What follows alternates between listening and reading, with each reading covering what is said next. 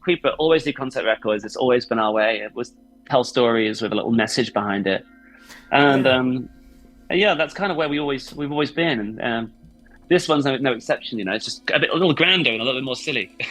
Will Gould, or William Von Gould as he is now known, has never been short of grand ambitions.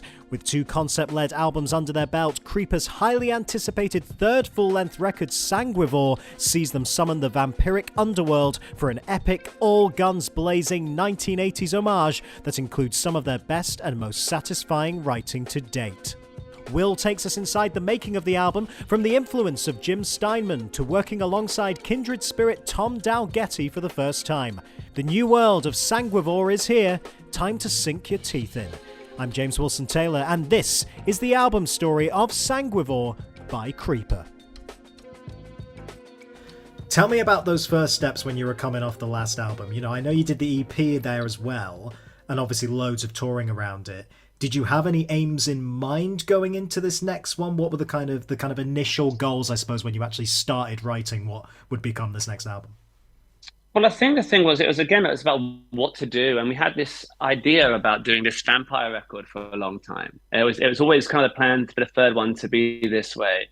And I think after the second one swung in such a direction that was, we used a lot of pales and lots of blues and whites and things in our artwork, and we were doing a very different style to the one before.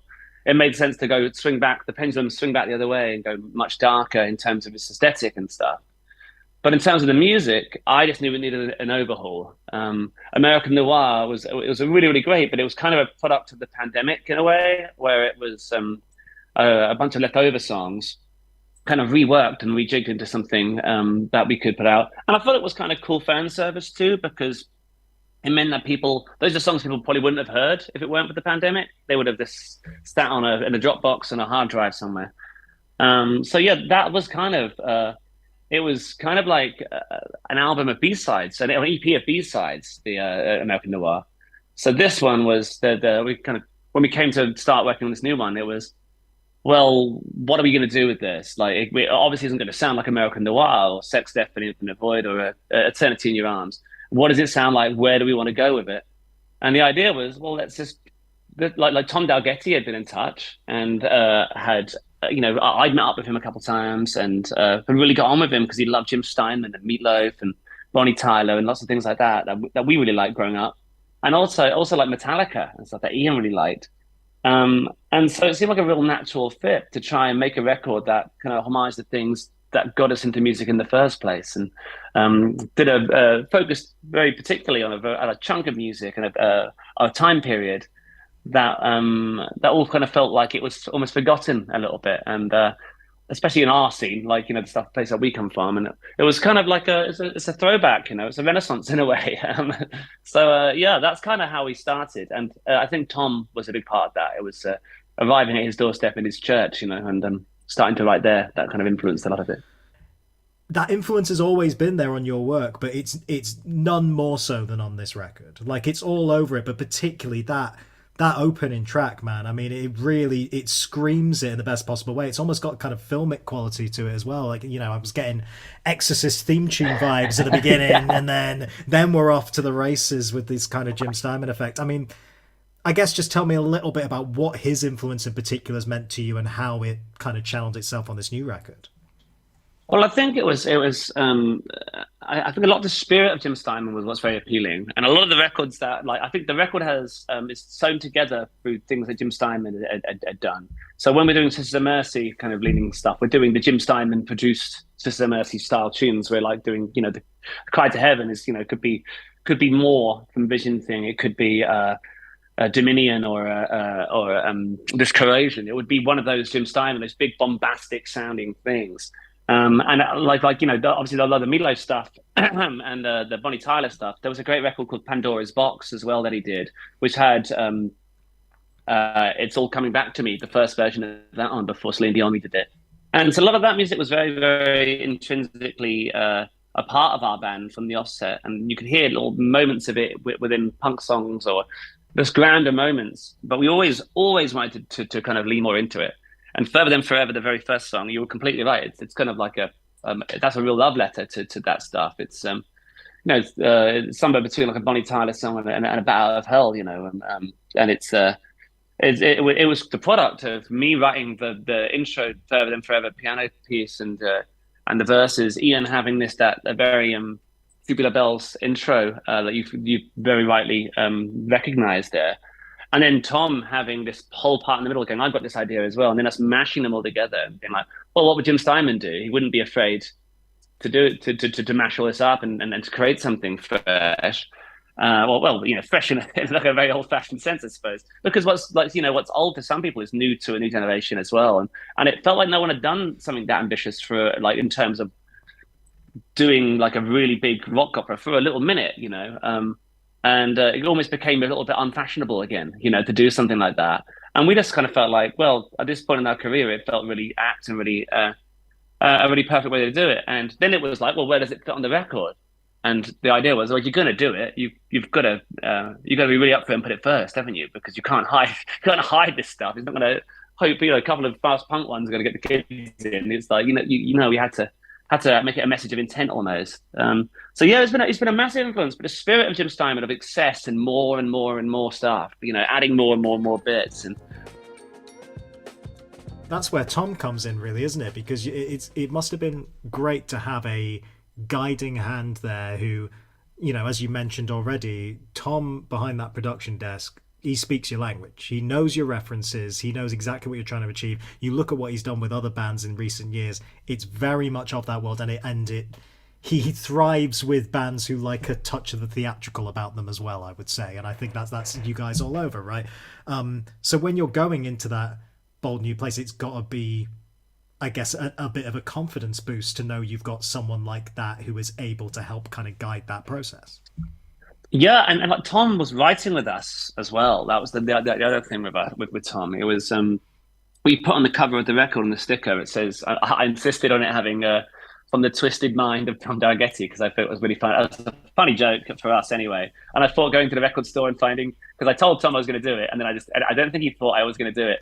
And then I just sent him the sticker, the mock-up. And so now when you're going to HMV, you'll see from the twisted mind of Tom Dalgetty on the cover of it, which I thought was fun because it sounds like an old horror film, like a Wes Craven film or something, And so yeah, he was instrumental. This record wouldn't sound at all like it did, and we wouldn't have half the songs, he really pushed us. And for me, it was like, I think it was the most I've had to grow to accommodate other things. On the last one, it was a lot of stuff that was kind of, even though we hadn't written songs like that before, it was my wheelhouse, like it was, when we were riffing on the Bowie stuff, that stuff, it was easy, for me to come up with parts because I knew it inside out. But when Ian was like Metallica riffs, like Teenage Sacrifice, it's got this, says a Bark of the Moon or something, or an Ozzy Osbourne song. And I was like, well, what do I do with this? I love Ozzy Osbourne, growing up with that, but haven't ever written something like this at all. It's I've had elements of that in any song we've done before. So that was a jump as well. And so yeah, Tom really helped with that, helped guide it and made it and it made it like a fun challenge of like kind of going, what are our favorite records? What do they sound like? What can we do? And even the songs that are fast and punk and more simple ones, which are funny, like songs like Sacred Blasphemy, which has got like kind of the Damned style Melody Lee kind of piano and bust straight into it. That would really, you'd think that would be me and Ian going, oh, if you do that, even though we obviously helped write it.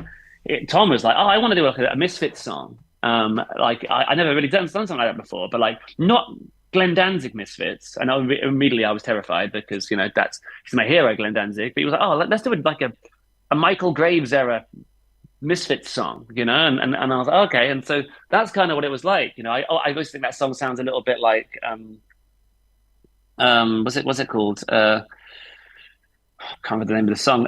Sort of American Psycho, that Misfits record, the first one with Graves on it. But yeah, like stuff like that, he was referencing and reaching for things. And all of the reference points seem to be kind of like, the 80s and very early 90s references. And he just knew exactly what to do without, he would send you a mix over and he before you had to send anything back, he'd already had it all together, Very convenient finding mix something like that, like a kindred spirit of sorts. Let's move on to lyric writing. Obviously, we've got a grander concept at play here. So I guess tell me a little bit about your approach to that. Did you have things kind of already mapped out going into the album? Did you know certain plot lines, I suppose, you wanted to kind of pull out, or characters you wanted to play? When did that kind of click into place for you? Well, the first time we met with Tom, I told him my idea for the story, and he loved the idea of making a concept record. And I think we kind of egged each other on a little bit. And the first, this has been a very collaborative process, which has been really cool. I write a lot of them in loads of. This time around, I was using actual like sometimes I type on a computer, but I was using a lot of handwritten stuff this time around, which is really cool. And you'd end up writing a page of stuff that would be rubbish, but you could pull a line out of it later on, and that stuff was really useful.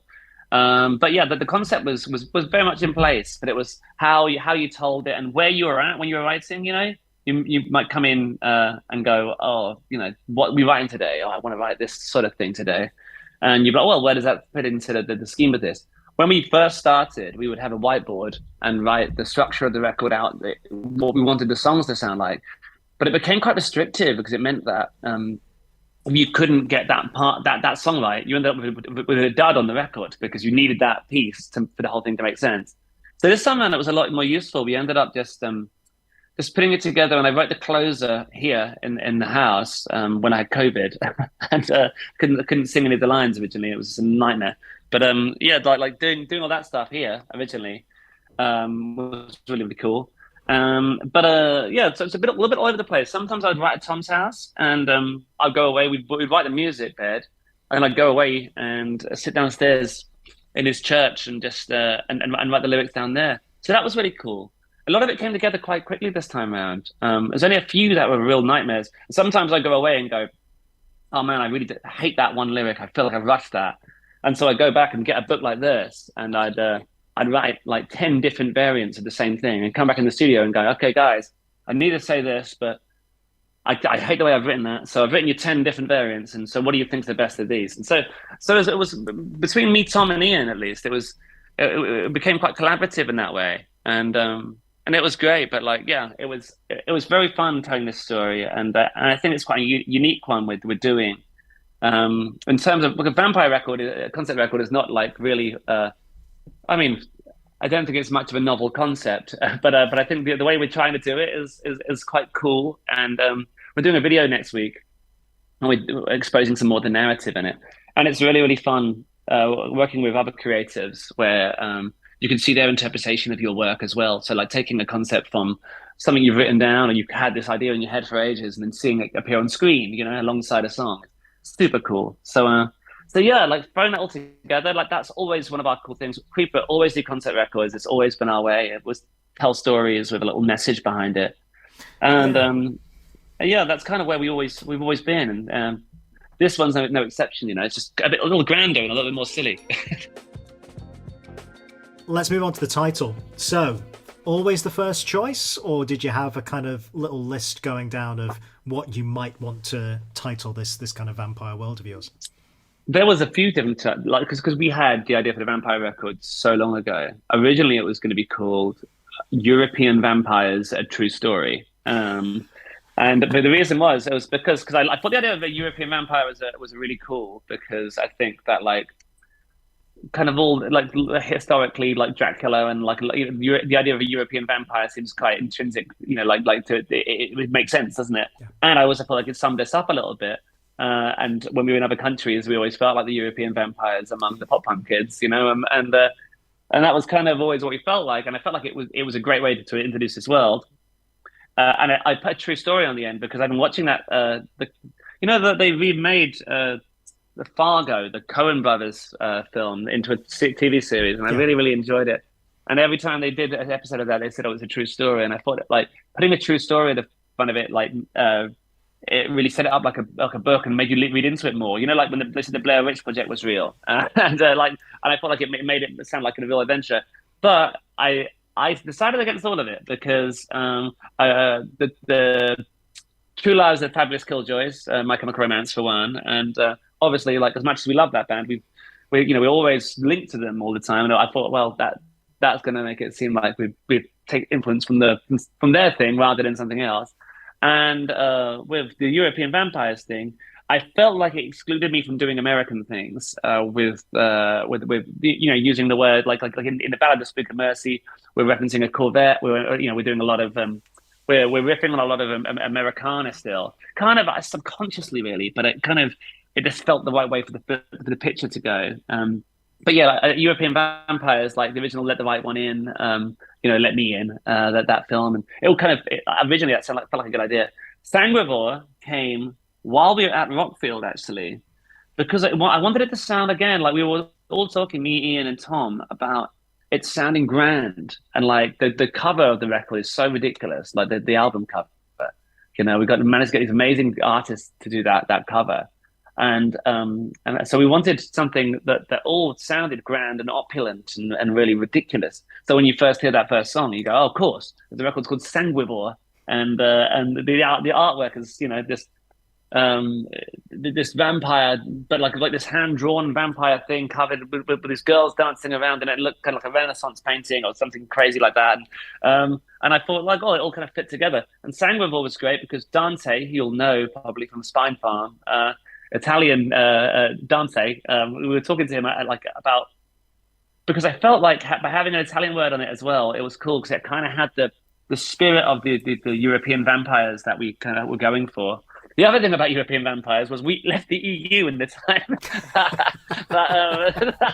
I had it. I had the idea for the European vampires thing for so long, and we'd probably left by that point. And I was like, oh god, every article is going to be mentioning Brexit, or yeah, something. But that's the thing with vampires. Vampires have struggled with a lack of freedom of movement for a long time. Do you know what I mean? They have to be invited in. It's been a nightmare. They loved being part of the block. That's a problem. That is absolutely brilliant. I should have thought about that. That's much funnier. It's that was the thing. So a Sanguivore, a blood-sucking creature, and I thought it was really cool because I felt like it asks you to do some work as well. Because most people don't know what Sanguivore means, and it involves you doing homework. It involves you diving in deeper, and I think all my favorite records kind of do that.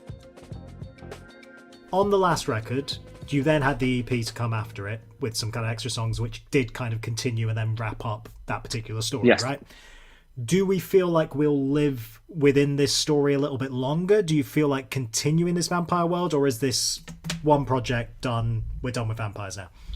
Well, we've never done more than one record in a world before. It does. All I will say is that at the moment it feels very comfortable for us, and it feels like the most at home we've ever been with one of these things.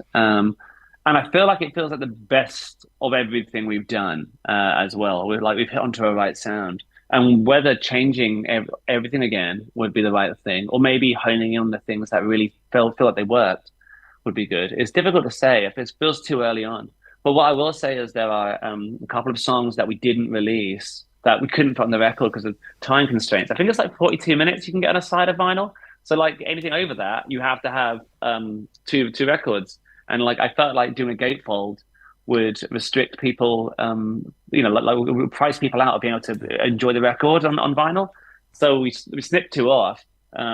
Two that we're very fond of. One that Hannah sings, because there isn't a Hannah song on this record other than the one that we had to leave off because it was a last minute affair. It sounds like a Leonard Cohen song. It's really cool. And another one called Love and Pain, which we're very much in love with. So I'm hoping they'll see the light of day at some point. Maybe on some sort of Japanese release, though. That seems to be what happens is you can end up having these kind of B-sides somewhere else. But I don't know. The truth is, for the first time in a while, I really don't know. And we've really enjoyed making this. It's not been hard. Like Creeper normally feels like you're stabbing yourself as you do it. Like it feels like it's exhausting and it's really painful. And this one's just been really good fun.